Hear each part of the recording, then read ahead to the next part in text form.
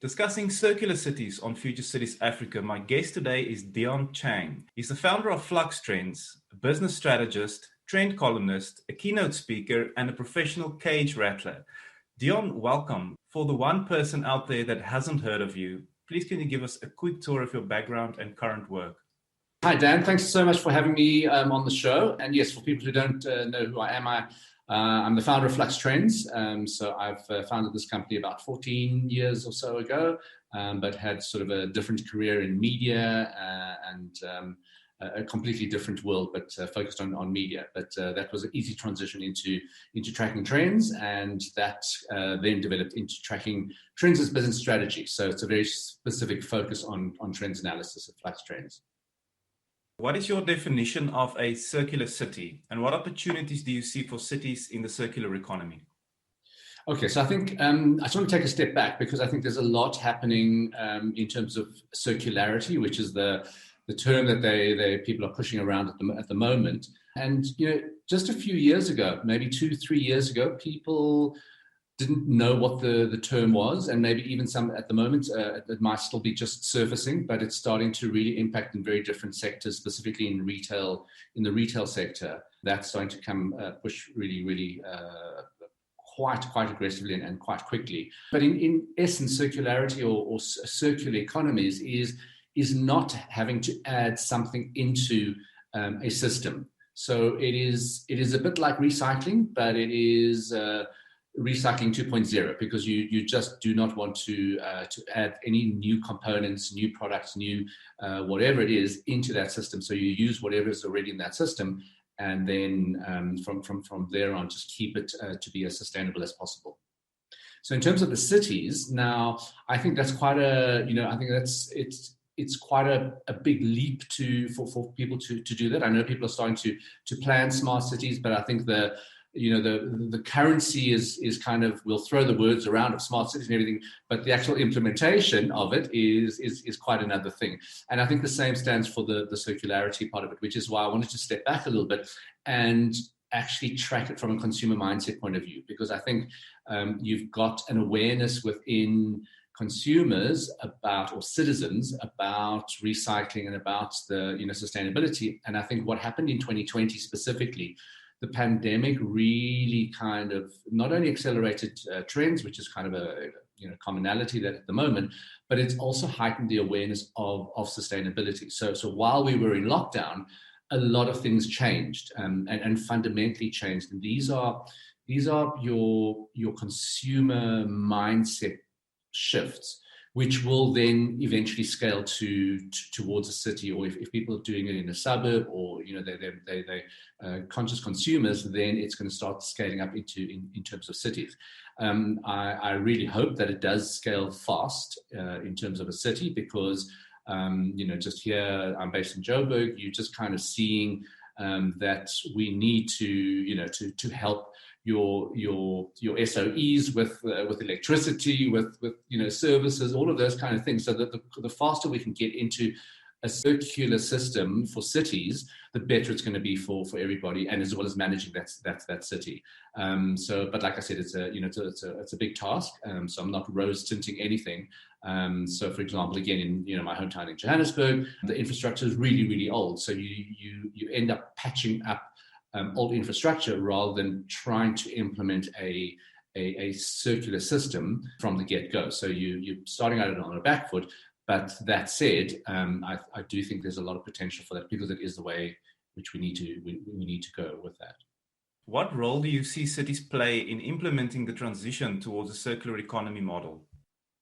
Well, look, I think it's really fundamental, and I think that is why it is such a challenge. Like I said, I don't want to rose tint things and say, yeah, we're going to snap our fingers and we're going to have a smart city and circularity that's embedded there as well. If you just take the concept of electric cars, which is starting to scale a lot. There's a lot in the sort of geopolitical business world of the race to get to own batteries.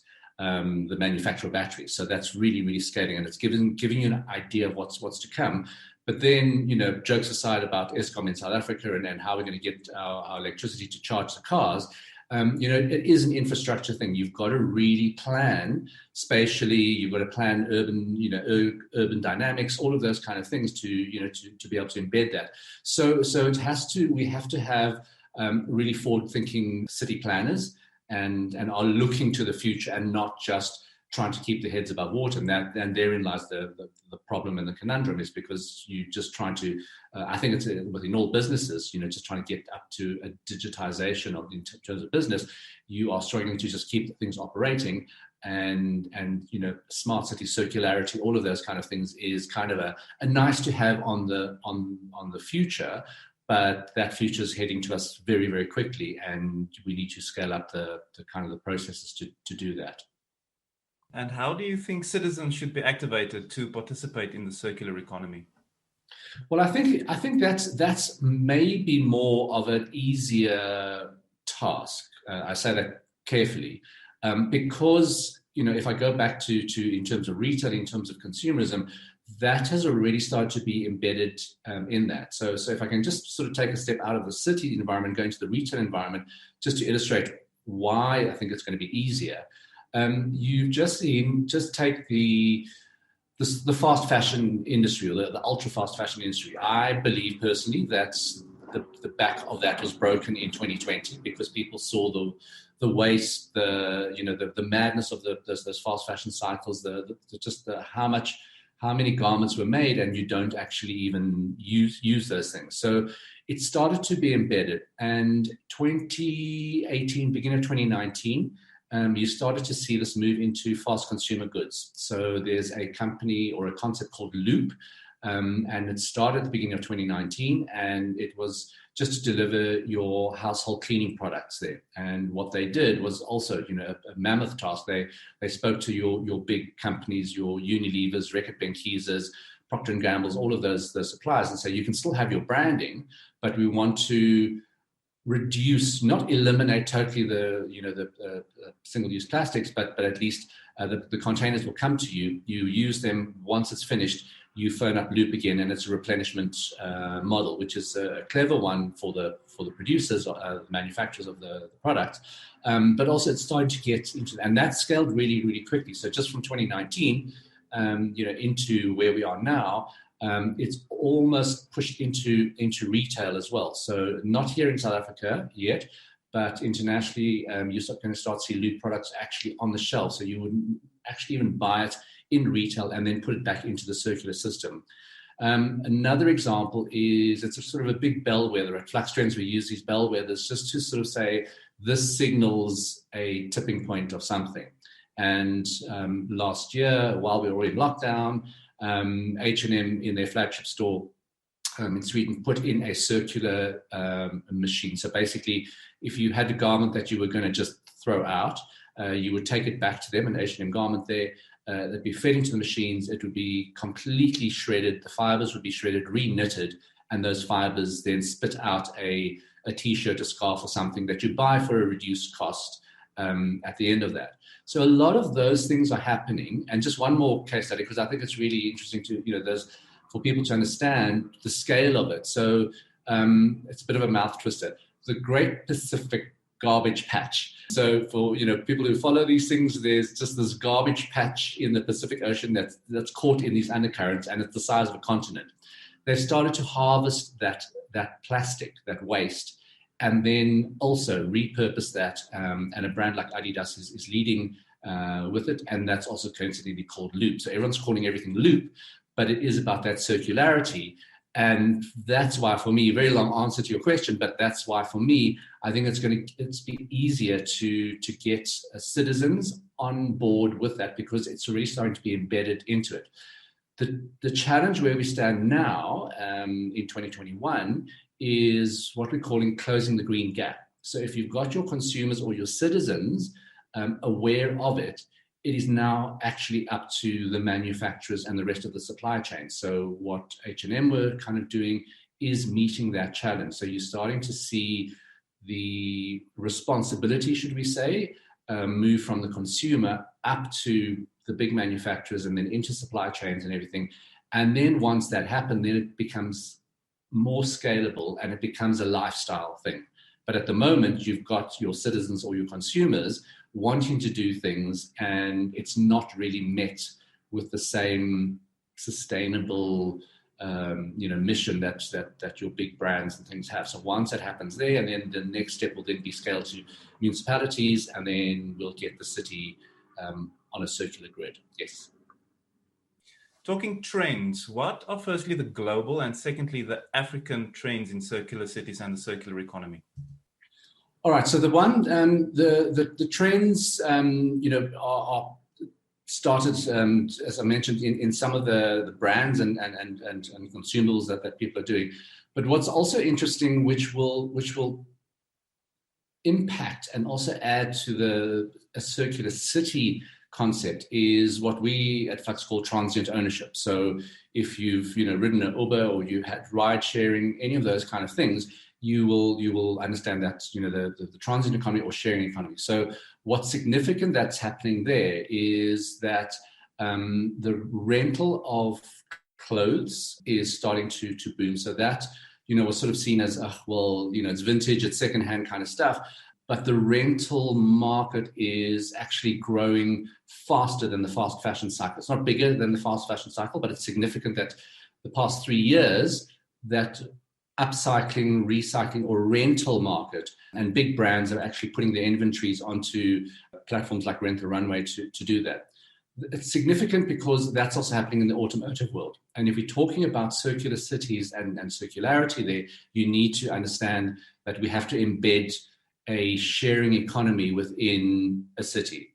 So one of the other bellwethers that we use is in Paris. So Paris has got a very vibrant sharing economy in terms of cars. You get sharing electric cars, you just get sharing models, floating car systems, all of those kind of things, not just ride hailing or e-hailing. But what the bellwether for me was, it was really interesting, was in the 70s and 80s on the periphery of Paris, they built these housing estates with these vast basements for parking. And you fast forward 3 decades or so, the sharing economy is so pronounced in Paris that these underground parkings are empty. They're deserted. So the city of Paris actually put out not a tender competition to say, what do we do with these underground parkings? Because it was sort of becoming drug dens, all of those kind of things. And a group of young upstarts started called Cycloponics. They pitched to grow mushrooms in this dark, dank environment. And they do. So they grow mushrooms and they grow chicory, which the French love. And it has an added benefit. So not only do they have an urban farm underground, but the restaurants and the food markets that they serve can actually say, there's no carbon footprint on this, and these came right from under your feet, literally. And that's when the sharing economy then moves into circularity, and then it starts sort of seamlessly just go into that circular city where services, energy, all of that kind of stuff is then utilized, but in a seamless way. Instead of somebody saying you shouldn't be doing this and pointing fingers and everything like that. For me, the way that has developed and evolved is the way in which we should be approaching it. Obviously, to be nudged. So somebody in the city of Paris said, let's do a competition to say what can we do with those. That was the good nudge, but the solutions were sort of came up and they bubbled up and evolved by themselves, which I think is the way to go. Density plays quite a big role in enabling a lot of these things that you've mentioned. How quickly do you think we can start implementing that in South Africa? Because we do have more spread out population, not a lot of extremely dense places. I think that, look, the density, because it happens obviously in urban areas and peri-urban areas. So when people come through, and then especially in South Africa, you've got a lot of informal settlements and that sort of things popping up there. The one thing that I've noticed, it's in a roundabout answer to that, is dealing or trading in trash. So bear with me here, but you're starting to see around the world, and even in a shopping center like Sandton City, you're starting to see some of the garages, Shell garages are starting to have these machines, and they're basically recycling machines. But it is part of a small little nuggets of circularity that are starting to pop out. But the difference is, it's that messaging. So, if I said, if you tell people that you've got to do this and this and this, it's not really going to happen. If it happens, evolves naturally, it's a lot more seamless, the way of doing things. So the brilliance about trading in trash or trading in plastics is quite established around the world. In many cities, what you trade, so you bring either a tin of cool drink tin or a plastic bottle, and you put it into one of these recycling machines. There's a barcode that scans, so it makes sure that it can scan whatever the aluminium tin is or the plastic.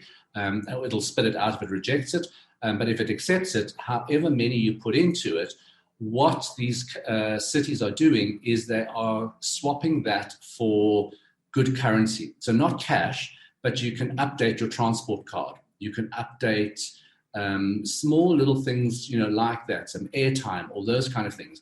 Once you put that into the equation, then it becomes an incentive to recycle. But, if you say to people, we must be kind to the planet, you must recycle, that's not a good message, because people aren't going to do that. But if they say, you can get airtime and you can get, your bus fare or your whatever ticket with this, then that starts changing the whole conversation. And I think once you start putting those little elements in, and I'm happy to say that we're starting to see those little examples, happen around the world and even here in South Africa, then I think the rest of Africa will also start following, because it makes a lot of sense to do that. How do we integrate the circular economy into education? Then, you have to go to my other passion project is tracking your Gen Zs.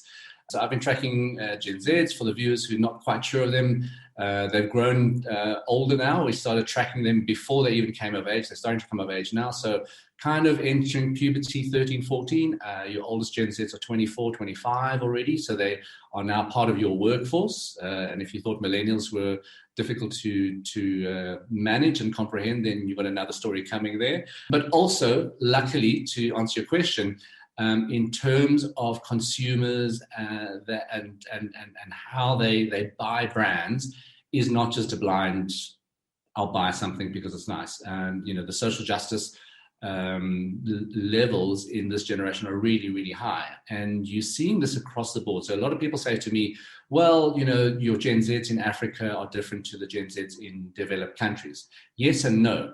If they are given connectivity, just give an internet connection and a phone that can, and a platform or device that can connect, you start level the playing fields very, very quickly, because it's that access to information and education. And therein lies your education question. I don't think, again, it should be forced fed as part of a curriculum or something like that, because it is the nature of these digital natives to find groups and that they are interested in. So it's rather to form, chats and things and places where people migrate naturally, to it. And you just see, lover or hater. I call it the Marmite effect, Greta Thunberg. One schoolgirl at 16 then, sparked global protests, about climate change. So this generation is poised for that. And that's what I'm saying. I don't think it needs to be nudged into education, but I don't think it needs to be force fed into it, because the awareness is already there. And even in developing or emerging markets, you'll see surprisingly that sustainability message be very, very strong in a Gen Z generation. On the topic of rapid urbanization, do you see rapid urbanization declining over the next 10 years? And also, if we bring the future of work in here, how do you see trends in urban and rural migration playing out post-pandemic? Yeah, so rapid urbanization, I think, is just a given. We're heading mid-century for most of the population on the planet to move towards urban areas. So the fact of planning a smart city or planning for that city of the future is really, really imperative, because you're just going to have a stress on your infrastructure, and especially if it's old, then it's going to have to be scaled exponentially to kind of do that. I think what the pandemic has done, look, the jury's still out at the moment, but it has fundamentally changed everything. So, at Flux, we call it the great real estate reshuffle. You're starting to see that a lot already about, the term semigration of migrating to a second-tier city or a more affordable city, because I think fundamentally what happened in 2020 was the separation of work and place of work. So we all discovered that fundamentally it doesn't have to be the same thing. So we can do it from very different things. We're also now feeling, over a year later, that there are things about the office that we missed. The socialization, in terms of company culture, you need to have those people. So there's very hybrid models of doing things. But I think what we're starting to see, just even on the retail side of things, retail, like shopping centers and things, were always planned on a route or a hub towards work or where you work. So that is the spatial design of that is going to start fundamentally changing over the next couple of years. I don't think we're going to ever go back to, and I'm very thankful for that, a 40-hour work week that starts at 9, ends at 5, and everybody bums on seats at the same place. It's just, for decades I've been saying, why are we still doing this? It's a quaint relic of the 20th century. So now the pandemic has helped us push that forward. But I think spatially we are going to, I don't think it's going to be as radical as people say. That's going to be a sudden, the whole city is going to be redesigned.